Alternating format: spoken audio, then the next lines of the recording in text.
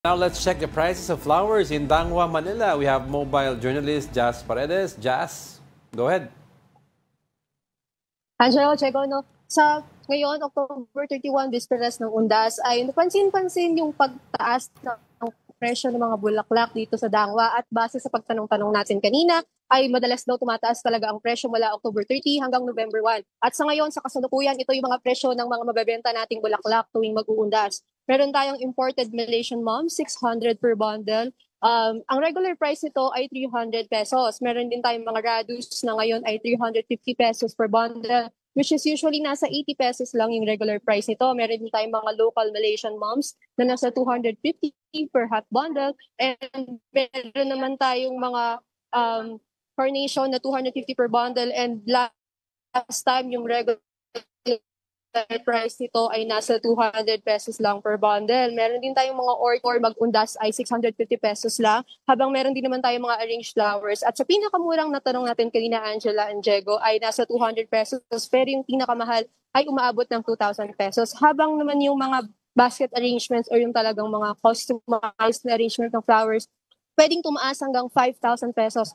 Depende sa klase at dun sa mga uri ng bulaklak na gagamitin sa arrangement mo. Pero Angela and Diego, ang pinakamabenta daw talaga dito ng mga bulaklak ay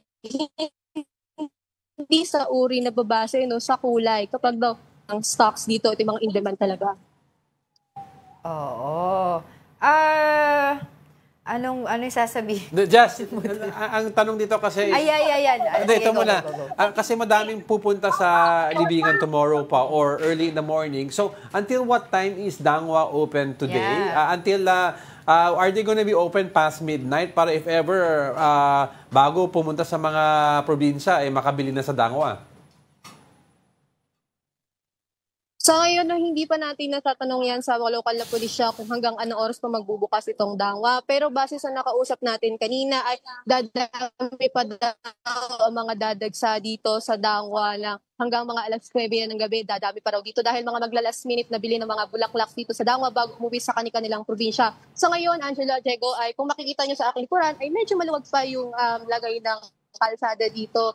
Marami nang bumibili pero hindi pa ito yung talagang dagsa ng tao na nagla-last minute na bili ng mga bulaklak para sa undas. Oo, wala naman tayong mga naitalang untoward incidents dyan sa Dangwa kasi maraming mga bumibili dyan. Nagtanong tayo sa kapulisan kanina, Angela, no? So far daw, wala naman daw tayong naitalang mga reports, wala naman daw nakawan, at peaceful naman yung current na lagay dito sa Dangwa, Angela. Pero yung traffic medyo heavy na papunta dito, kaya yung mga motor ay hindi na pinapapasok dito at yung iba ay naglalakad na lang para makapasok dito sa loob ng Dangwa. Okay, sige, maraming salamat. That was our mobile journalist Jazz Paredes reporting live from Dangwa.